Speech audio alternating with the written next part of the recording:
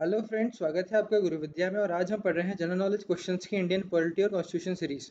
इसके अंदर अपन Indian polity और कॉन्स्टिट्यूशन से रिलेटेड क्वेश्चंस पढ़ेंगे। तो हम स्टार्ट करते हैं फर्स्ट क्वेश्चन से। On whom does the constitution confer special responsibility for the enforcement of fundamental rights. तो इसका मतलब क्या है कि कॉन्स्टिट्यूशन किसके ऊपर रिस्पॉन्सिबिलिटी रखता है इन्फोर्समेंट की फंडामेंटल राइट्स को। तो आपके पास चार ऑप्शन है: पार्लियामेंट, सुप्रीम कोर्ट, प्रेसिडेंट या फिर स्टेट लेजिस्लेचर। और आंसर क्या है? Supreme court. सुप्रीम कोर्ट देखता है कि फंडामेंटल राइट्स जो है वो कि लागू हो रहे हैं कि नहीं। ठीक है, आगे चलते हैं अब अपन। According to article 23 the following are prohibited. तो आर्टिकल 23 के दौरान जो ये जो चीजें हैं ये नहीं की जा सकती हैं। ठीक है, तो बस चार ऑप्शन हैं। पहला है traffic in human beings, beggary, slavery या फिर बॉन्डेड लेबर। यानी कि आदमियों का, लोगों का खरीद बेच, भीख मांगना, स्लेवरी यानी कि स्लेव बनाना किसी को, या फिर बॉन्डेड लेबर या जबरदस्ती काम करवाना, ये चीजें नहीं की जा सकती हैं। तो ये सही है, ए ही। बाकी देख लेते हैं अपन। बी है monopoly of trade, sale of incenses या फिर visit to terrorist infected areas. तो ये तीनों अपन कर सकते हैं, बस यही प्रोहिबिटेड है इसमें।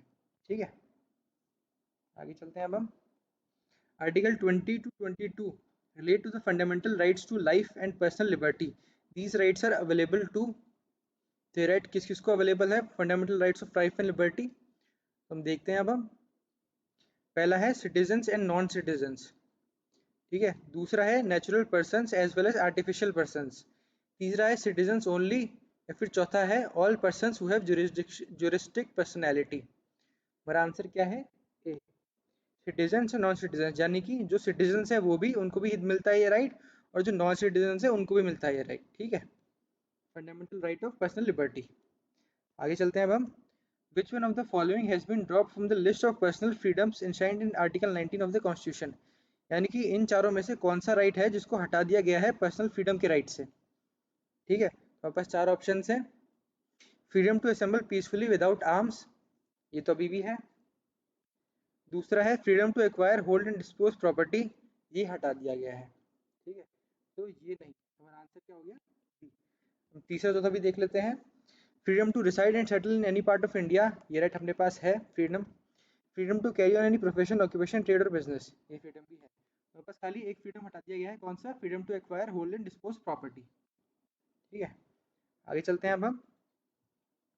Once the proclamation of emergency is made, the right of a citizen to move to the Supreme Court for the enforcement of his fundamental right is suspended by the। तो अगर जब कोई इमरजेंसी डिक्लेयर हो जाती है तो हमारे पास जो राइट, फंडामेंटल राइट है कि हम किसी भी प्रॉब्लम के लिए जो फंडामेंटल राइट को इन्फोर्स कराने के लिए सुप्रीम कोर्ट के पास जा सकते हैं, वो हट जाता है। तो उसको कौन सस्पेंड करता है, कौन हटाता है? बस चार ऑप्शन हैं। Prime minister of India, president of India, speaker of the Lok Sabha या फिर chief justice of supreme court. हमारा आंसर क्या है? बी, प्रेसिडेंट ऑफ इंडिया हटाता है उस राइट को। ठीक है, आगे चलते हैं अब हम। Under article 368 parliament has no power to repeal fundamental rights because they are. तो आर्टिकल 368 के अंदर है ना, जो पार्लियामेंट है वो फंडामेंटल राइट्स को नहीं हटा सकता है। क्यों? बस चार ऑप्शन है।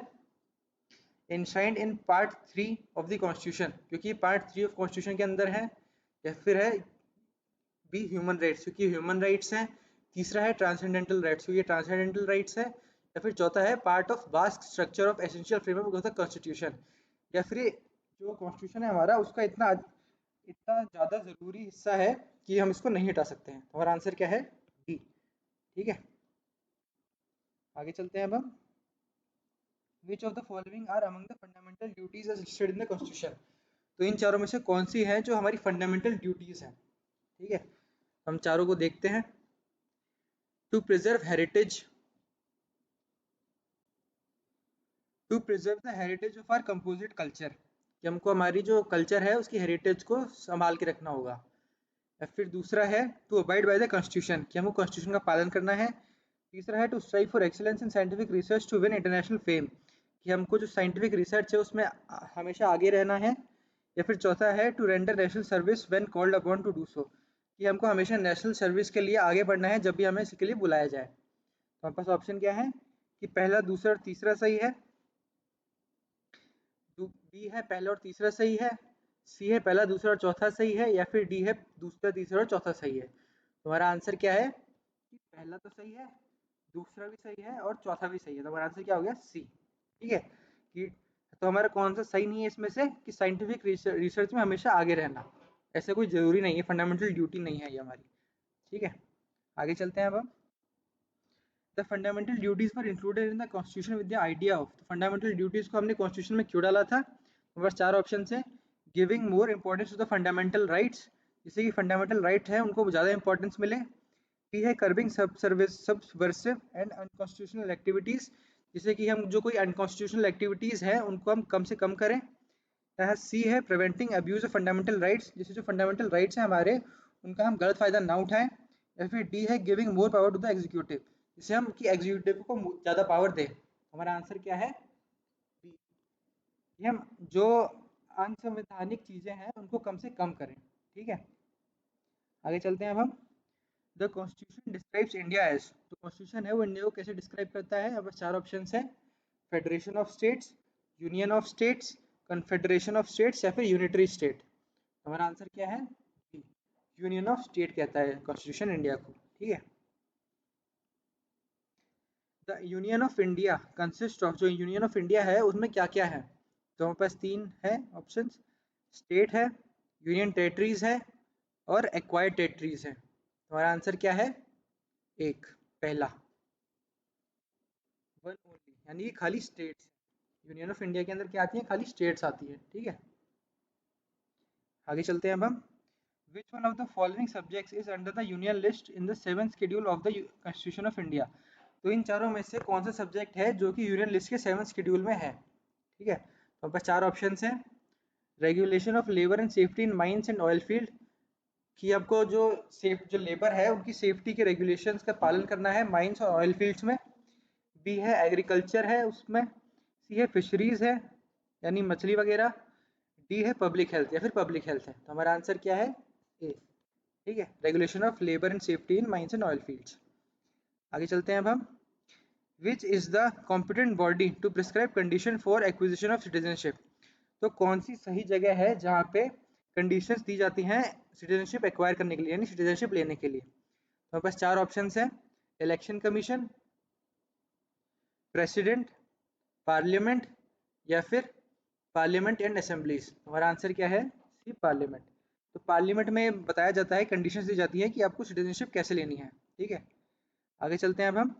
इन India the right to freedom of speech and expression is restricted on the grounds of, तो हमारा जो राइट है फ्रीडम ऑफ स्पीच और एक्सप्रेशन का, कि हम जो चाहें वो बोल सकते हैं और एक्सप्रेस कर सकते हैं, वो किन चीज़ों के बिना पर कम कर दिया जाता है या हटा दिया जाता है? तो हमारे पास चार स्टेटमेंट्स हैं। The sovereignty and integrity of India, जिससे कि इंटीग्रिटी यानी कि जो हमारा जो देश है उसकी एकजुटता को प्रॉब्लम हो। या फिर कंटेम्प्ट ऑफ कोर्ट, जिसमें हम कोर्ट की अवहेलना करें। या फिर तीसरा है फ्रेंडली रिलेशनशिप फॉरेन स्टेट्स, जिससे कि जो फॉरेन स्टेट्स हैं यानी फॉरेन कंट्रीज हैं उनसे हमारी फ्रेंडली रिलेशन टूटें। या फिर प्रोटेक्शन ऑफ माइनॉरिटीज, जिससे कि माइनॉरिटीज़ का प्रोटेक्शन रहे। हमारा आंसर क्या है? हमारे पास ऑप्शन क्या क्या है? पहले तो कि पहला दूसरा तीसरा सही है, दूसरा तीसरा और चौथा सही है, पहला और तीसरा सही है, पहला दूसरा और चौथा सही है। हमारा आंसर क्या है? ए, क्योंकि जो पहला है, दूसरा है और तीसरा है वो तीनों सही हैं। कौन सा?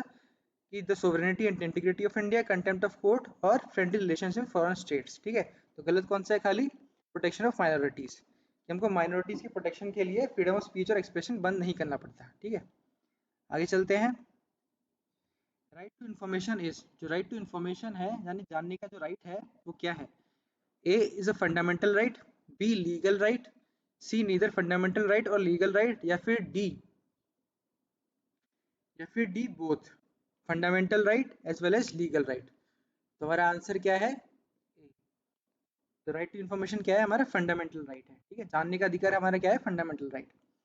आगे चलते हैं हम इस वीडियो के लास्ट क्वेश्चन पर। Which one among the following pairs is not currently matched,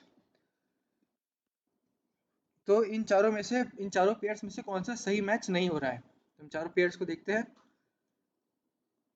पहला है power of the parliament. Power of parliament क्या है? Creating a new state,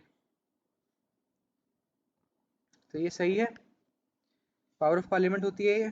B है power of state legislature altering the name of the state. ये गलत है, state legislature के पास power नहीं होती है। ठीक है, तो हमारा आंसर क्या हो गया?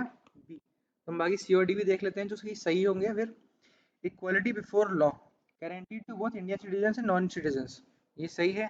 जो इक्वालिटी है लॉ के सामने वो सिटीजन और नॉन सिटीजन दोनों को मिलती है।